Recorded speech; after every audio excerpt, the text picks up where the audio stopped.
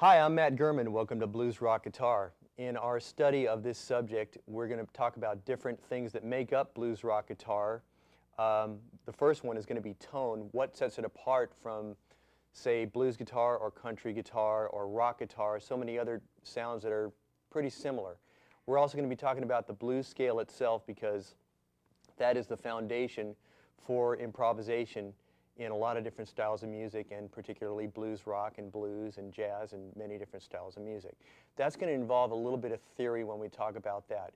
If you're not familiar with any music theory and you find that a little bit intimidating, don't worry about it. You can fast forward to the next section or the next example in the tape, because once you actually learn the blues scale itself, it's going to be so comfortable and so familiar to you that you'll be able to use it almost unconsciously in the key that you're playing in. And the last thing that we're going to be talking about is phrasing. And phrasing is very much the art of making musical sense. It's what gives each player their identity, so when you listen to them, you recognize instantly who they are. When you hear them, you hear a certain player that you like, you recognize them immediately. And that's the quality that you want to have about your playing that people recognize about you when they hear it. So it's kind of your musical face. It's how you present yourself. It's how you express your thoughts and your musical sentences. Now, the first thing we're going to talk about is tone. Traditional blues players, when we think of players like, say, B.B. King, we think of a cleaner kind of a sound. For instance, when I think of a clean blues sound, I think of something like... not a whole lot of distortion, or maybe a clean, snappy, biting tone. When we think of rock players, we tend to think of a more distorted sound, something more saturated and overdriven, like...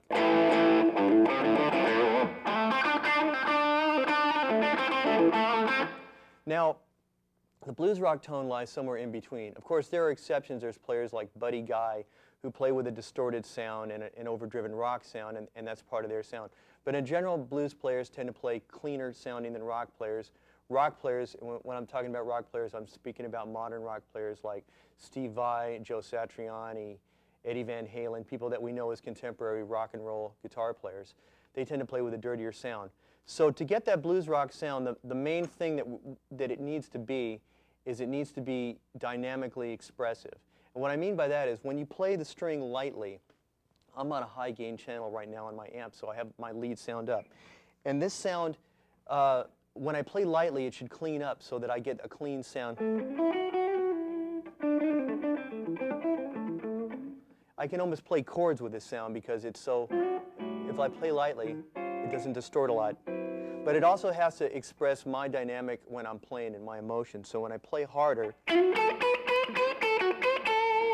the juice that's going from the pickup to the amp, it's overdriving and it's pushing it. So the basic rule of thumb is, your guitar, first of all, your fingers and your guitar have to talk to your amp and tell it to distort when you play hard, and then when you play lightly, it has to clean up. It has to follow your emotions and your dynamics. Now, there are several different ways of getting this.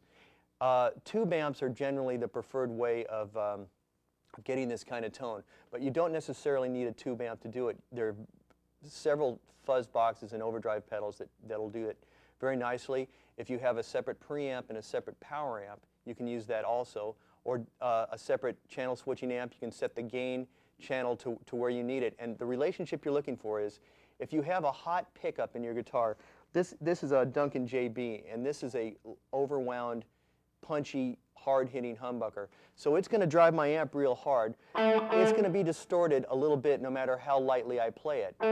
So with a pickup like this, if you have a hot pickup in your guitar, you're going to need to set the gain lower on your amp or your overdrive pedal, however you're getting your lead sound. Now notice when I split the coil of this pickup with a coil tap switch, it cuts the volume and the output of the pickup that's being sent to the amp. So now the sound of this pickup is cleaner. It's much cleaner. So if I play hard,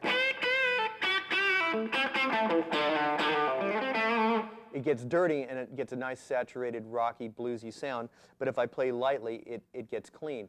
And that's the relationship you're looking for between your guitar and your amp, or your guitar and your overdrive pedal, however you're getting your lead sound. You want it to be touch sensitive.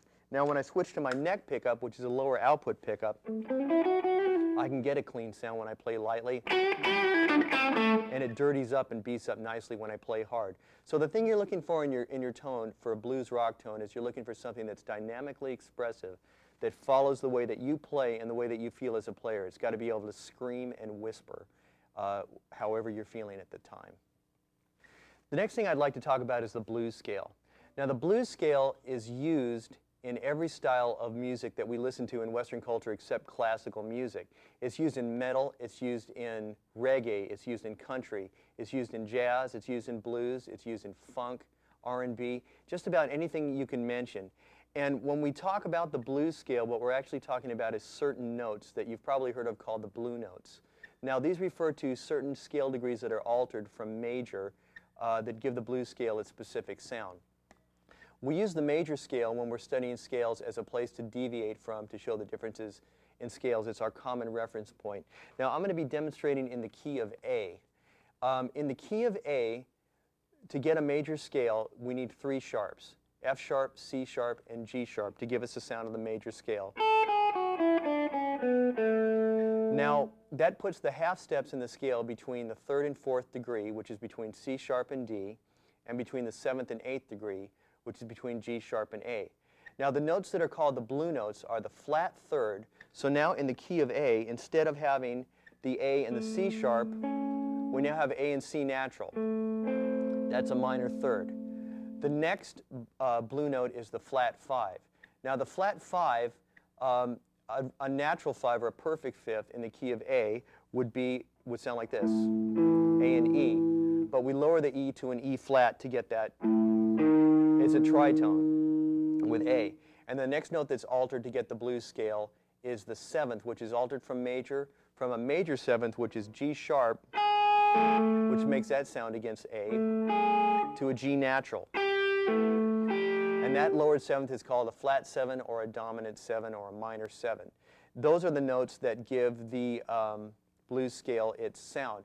I'm going to demonstrate it for you in a second, but I want to mention one thing. The 3rd is a very ambiguous note in the blues scale, in that it very rarely is actually played as a minor 3rd. It's usually played in a sassy kind of way that's really bluesy and, well, I'll demonstrate it for you. Instead of sounding just like that, it sounds like this. It has a slight bend up to the C sharp.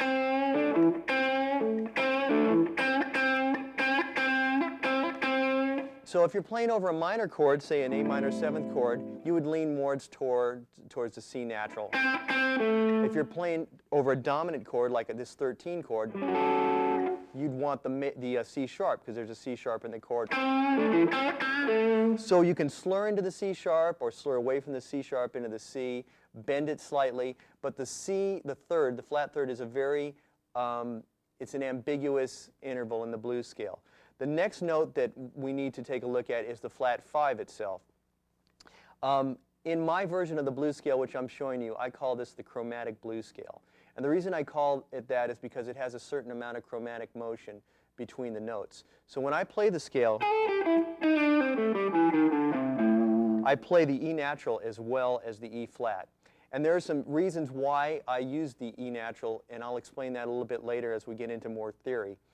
And then the next note, the lowered 7th, the G natural, is almost always used as a G natural. Sometimes you use a G sharp, because in the blues scale, a lot of times you slur in and out of the various notes that are part of the scale to get a bluesier sound. So sometimes you can use a G sharp to slide into the A.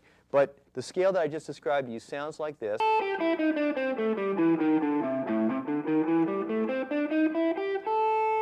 That is the chromatic blues scale. So let's get in tune now, make sure that you're in tune with me.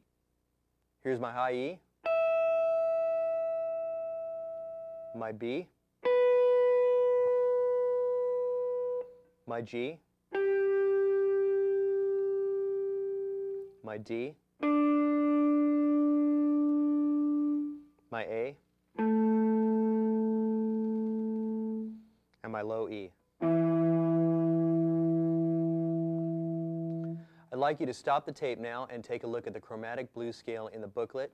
Get familiar with it, get it under your fingers a little bit so that you can play it, and then come on back and we'll start using it. I hope you familiarize yourself with the chromatic blues scale. I'd like to play it a little bit for you now, and listen as I bring out certain qualities of the scale. First of all, listen how it takes shape as I extend it over higher and lower octaves.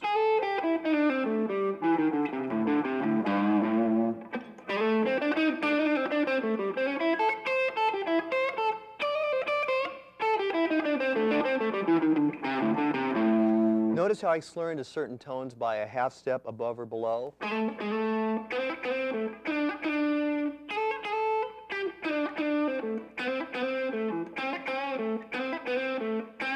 There's that sassy sounding third I was talking about.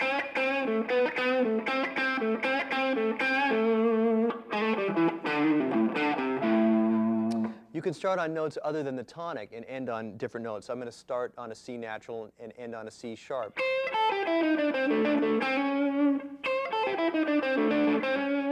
Now, an interesting thing about the blues scale, which makes it unique and an excellent tool for improvisation over so many different styles of music, is it works over almost every progression that's based around a 1-4-5 chord progression. And almost all music that we listen to, including classical music, is based on 1-4-5 chord progressions. If you study classical music, you dissect the music and analyze it through the harmonic degrees of 1, 4, and 5, the same as a blues tune. And passing chords can be looked at as being related to either the 1, the 4, or the 5. So there's some reasons why the scale works the way that it does. And it's because of the common tones that were within the scale. For one thing, obviously the A that's in the scale, in the key of A, is going to be the 5 of the D chord. So if I start on A, if I end on A and then play the D chord, which is the 4 chord, listen to what it sounds like. So that 5th works against the D chord. If I were to end on the natural 5, which is one of the notes of the chromatic blues scale, listen how that sounds against the 4 chord.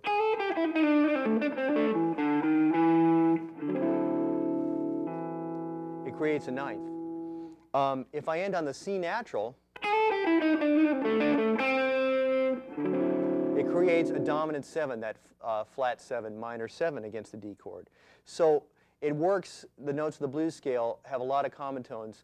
Now, for the 5 chord, if I were to play the E flat, say the flat 5,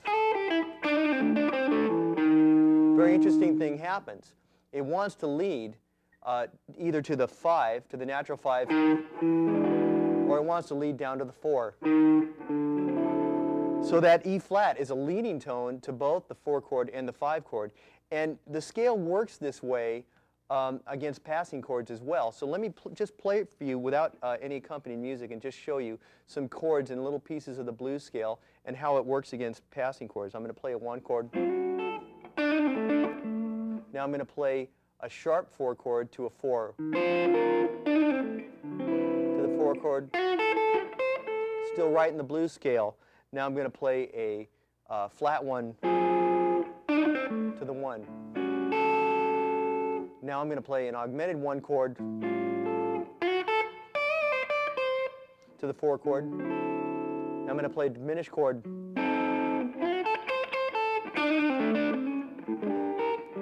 So the blues scale is like a magic bullet that just kind of cruises through the changes that are based around 1-4-5 changes, passing chords and all, with very little modification. I'm going to demonstrate it for you over some music now.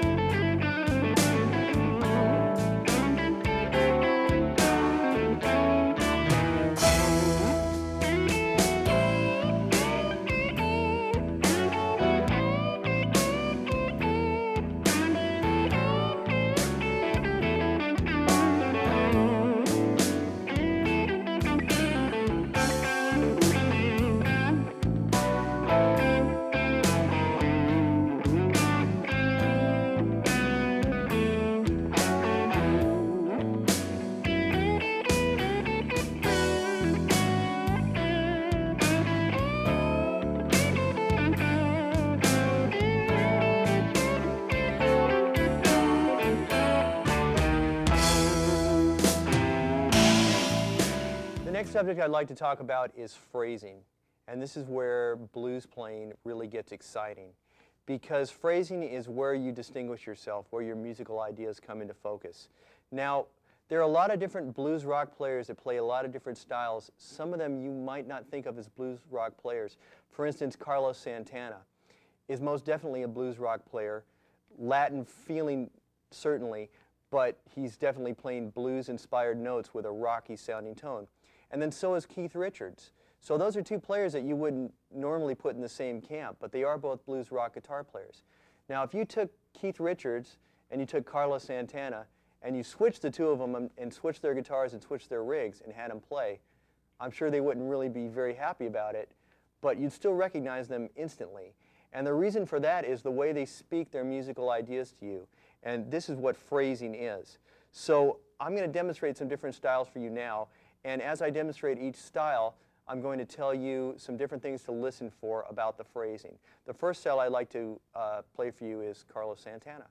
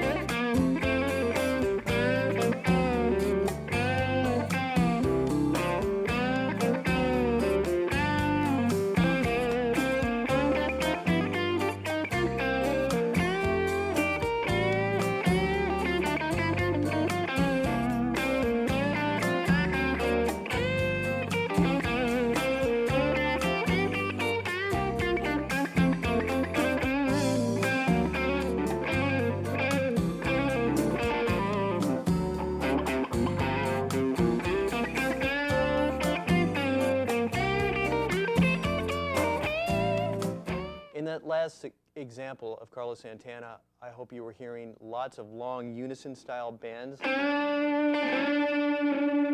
very percussive rhythmic playing and lots of slurred notes in and away from tones. I was playing in the key of G, the same scale, but I was playing in the key of G. And first finger bends, which you'll also hear a lot in Jimi Hendrix. The next example that I'm going to play for you is Billy Gibbons of ZZ Top.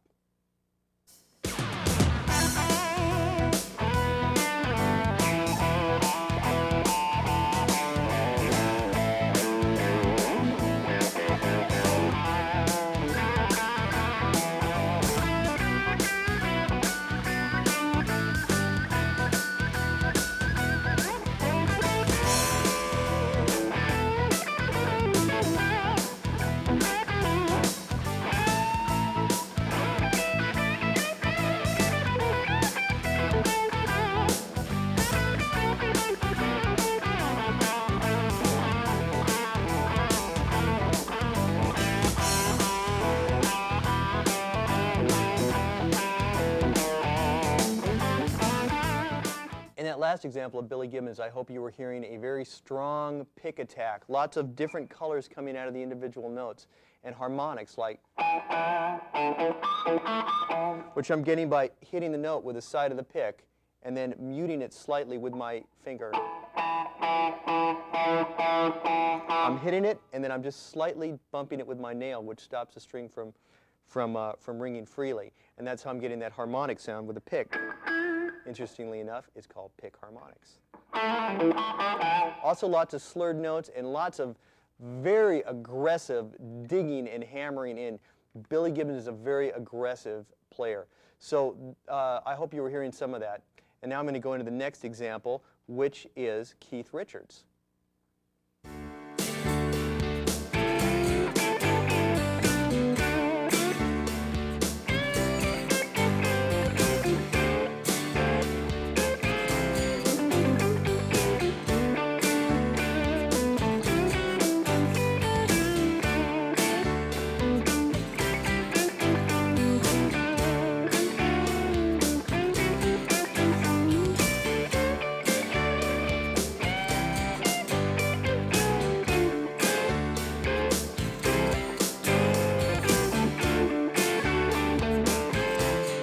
in that last example of Keith Richards, there's something new that you heard going on, and that is me implying major pentatonic sound over the changes, the blues chords.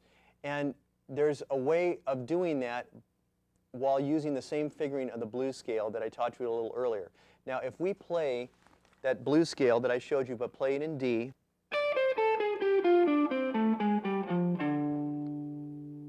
now if we take that scale in D and we count up to 6 degrees to the relative minor, which is B, we play the scale here in B. It sounds like we're playing that B blues scale. But if we don't end on the B, if we end on any other note, if we end on, say, for example, D, we're now playing a D major pentatonic scale with the addition of a minor third in it, which is one of the blue notes. So by shifting your position of the blues scale that I showed you earlier to the relative minor by counting up 6 degrees and playing in the relative minor, you now have a country blues sounding pentatonic scale using the same fingering. And you'll hear that a lot in Rolling Stones songs. And you'll also hear Eric Clapton use it a lot. Now the next example that I'm going to use for you now is Robben Ford, who is more of a traditional blues player.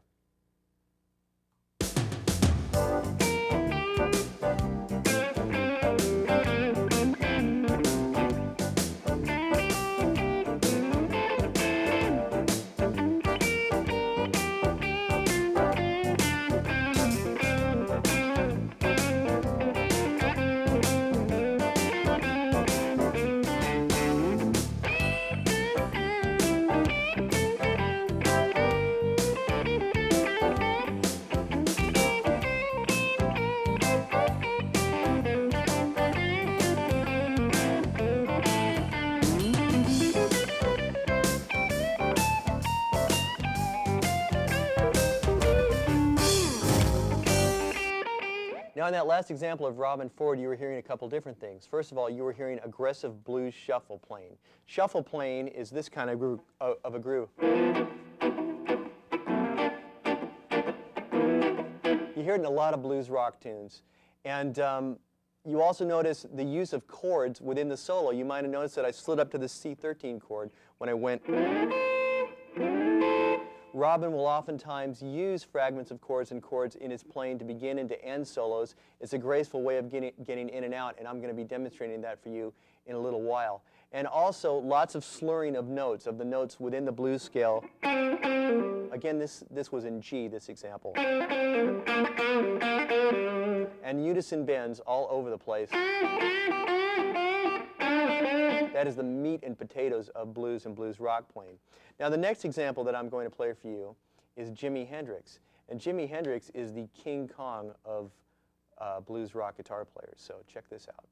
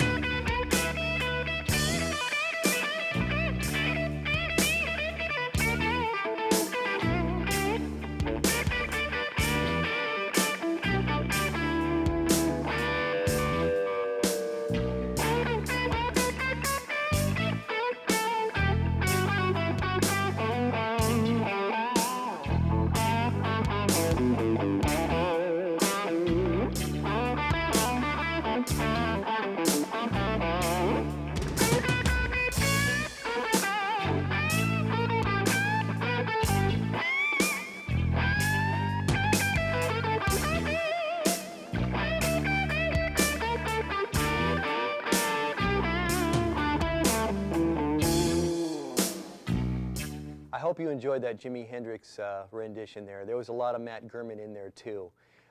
In the Jimi Hendrix, I hope you were hearing extreme bends of a step and a half, and you risk string breakage when you go there.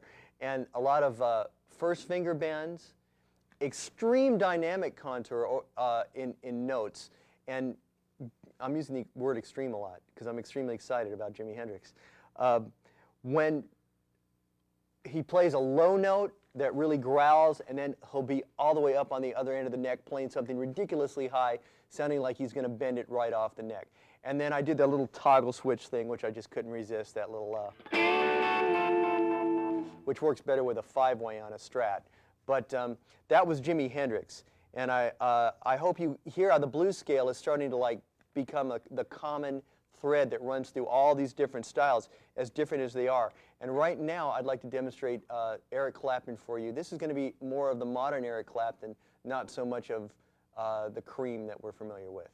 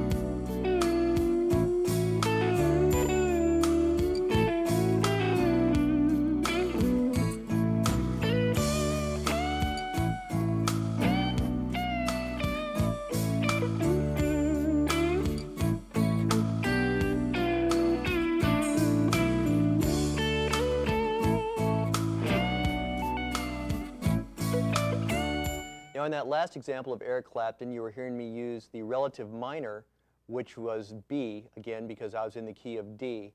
I was using the pentatonic scale, the D major pentatonic, which I get from playing the relative minor blues scale from D, which is in B, as I demonstrated before. That one. And also notice, or I hope you noticed, when I was playing Eric Clapton, lots of slow, sweet, very mournful, gentle bends. Gentle bends. And a gentle attack and a slower attack. I guess that's why they call him slow hand. And right now I'm going to play Stevie Ray Vaughan.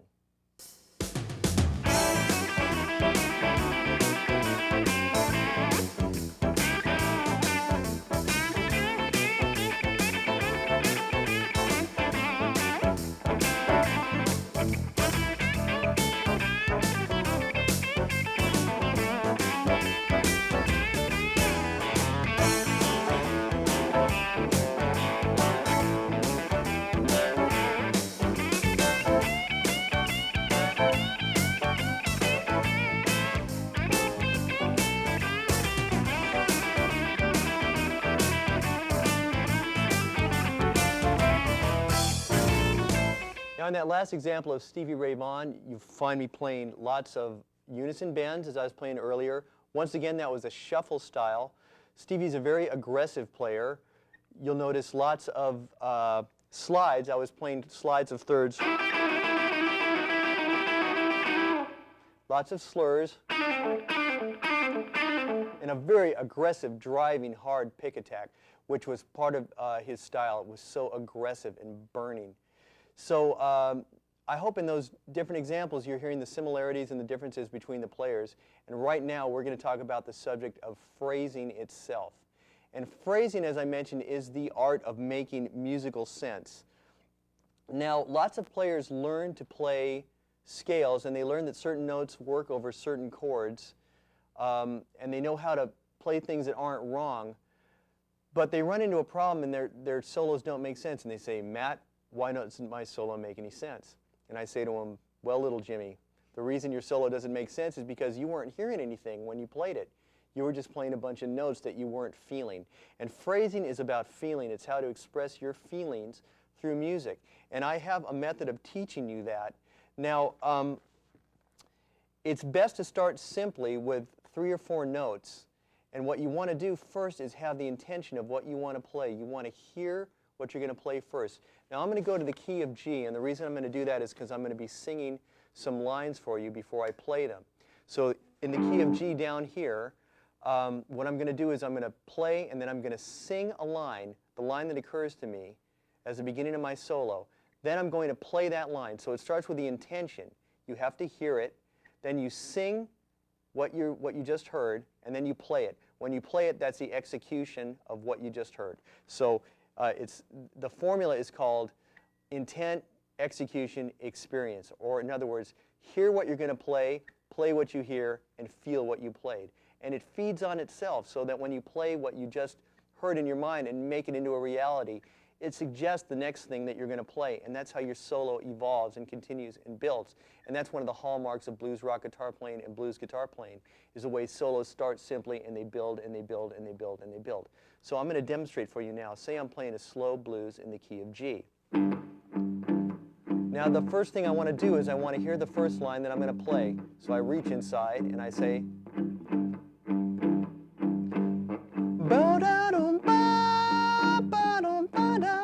now the next step is to play what I just sang. So it works like this.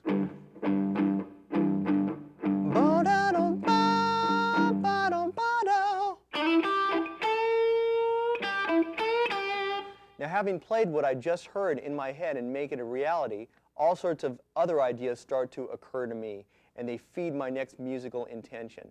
So I'm going to sing and play for you now without any music, just to give you an idea of how to do this yourself. Now obviously you can't do this if you're on a gig, because there isn't time to wait a half an hour between singing something and then playing it. You're going to really sound silly. So it's something you can do internally in your head, but I'd like you to practice it at least when you're by yourself.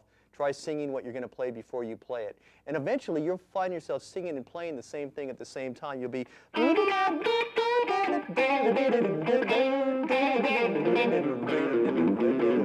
the thoughts occur at the same moment that the notes occur. So here's an example in slow motion.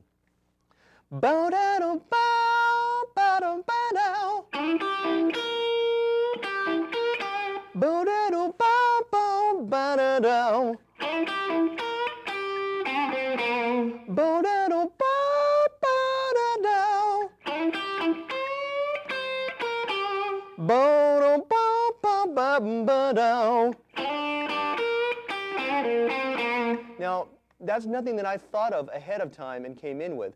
Those were musical thoughts that were occurring to me in real time. And that's the way your solo has to evolve if it's going to make any sense.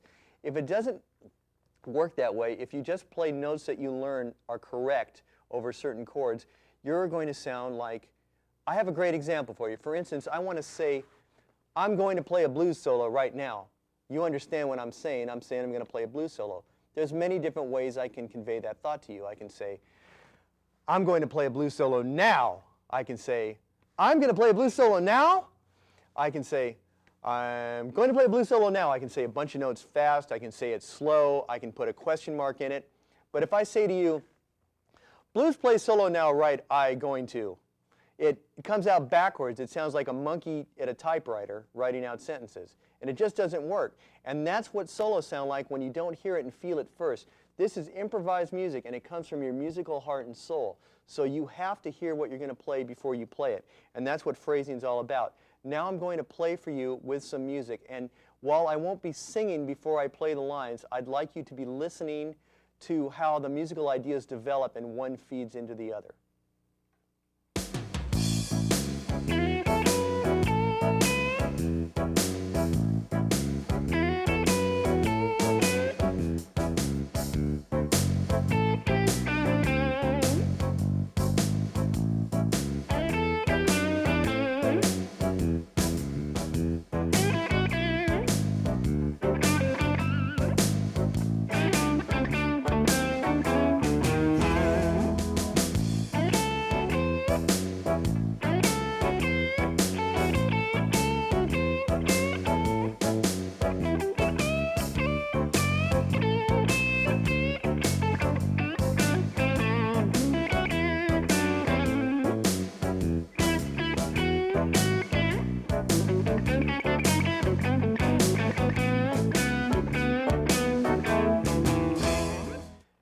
Now in that last example of phrasing, I was building on my ideas until they were just flowing so that there was virtually no time between my musical thoughts. They were happening in real time. And that's what you want to strive for. You want to use that formula of hear what you're going to play, feel what you play, and experience that feeling, and it leads back to your next musical thought. Intent, execution, and experience. Now the next thing I'd like to talk to you about is chord playing and chord comping within blues rock guitar playing. I mentioned before players like Stevie Ray Vaughan and also Robben Ford will use chords in their soloing as a way of bringing out different textures and different flavors, and it's a good way to start a solo slowly, and it's a good way to get out of a solo slowly. But you need a vocabulary of chords to make that work, and you need to know some different chord voicings. Now, lots of different chords can be substituted for each other. Any dominant function chord like an A7, an A9, an A13 are all good substitutions for each other. If you want to learn a lot of chord voicings, it's a good idea to get a chord book and sift through the ones that you like and learn them. And what happens when you learn these different voicings is that you'll notice certain notes pop out within the different chords, and those notes themselves within the chord suggest different soloing ideas. And the guitar, of all instruments, is the most incredible instrument for songwriting for this reason. There are so many songs that are written out of simple guitar voicings. Just simple chords can lead to songs, and lots of songs are written out of simple guitar voicings. So by learning different voicings and learning the notes that are in their voicings and switching them around, little melodies and solos of their own seem to pop out.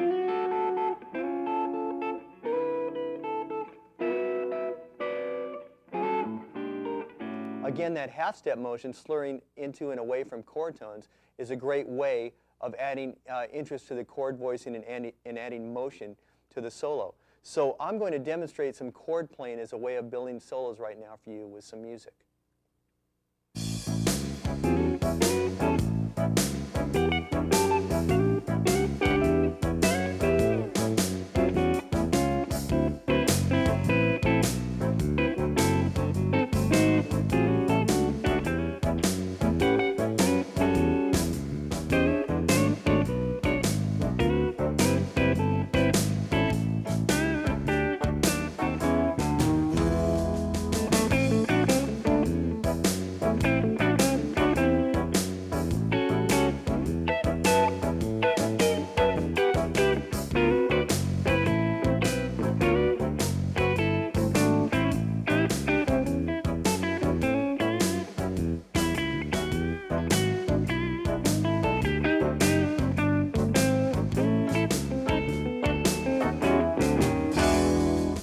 Now in that last example, I was playing over a shuffle rock tune. I started by playing some 13 chords, sliding in by half steps from the A flat. I might have slid down from a B flat to an A.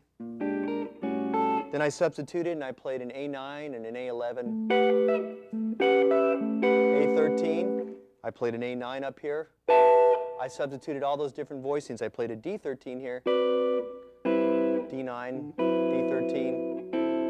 So by moving those different voicings around, I got a little motion going for my chord solo, and it gave me some additional ideas for feeling the rest of my solo. Then I started playing some single notes, and I came back and started playing some chords later in the solo. You don't need to play the entire chord voicing. You can just pick the notes that you like out of the chord and play a couple notes with it, and it's an interesting way to build a solo. Now, I'd like to take this opportunity to say a word about licks. Learning licks on guitar is part of the way we learn how to play guitar. We listen to the way that other players play. We adopt the things that we like into our own style, and we build a vocabulary that way. But it can also be a trap, because what ends up happening is if you want to pull out your flashy lick somewhere in your solo, you get yourself boxed into a corner. Because, say for example, if I start a solo by playing some like some 64th note double hammer on thing. What do I do now? Help! I'm trapped. I've played too many notes and I can't get up. If you paint yourself into a corner like that, there's nothing you can do. You've played as fast as you can. Your lick has trapped you into having nothing to say. You can become boring and you can become repetitive, and those are not very nice things to have people think about your playing. So if you do paint yourself into a corner, just get back to the basics of hearing what you're going to play. As simple as it is, and that will give you the ammunition to go forward. Work from your musical thoughts and your musical soul. Use intent, execution, experience, and you'll be okay. In closing, I'd like to say we can define blues rock guitar by its beefy tone and dynamics. So it can scream and it can whisper.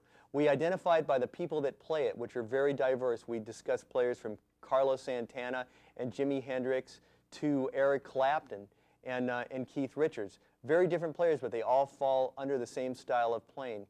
And we use the blues scale as our starting point, so learn those notes in the chromatic blues scale and use that as your ammunition to start playing blues rock guitar.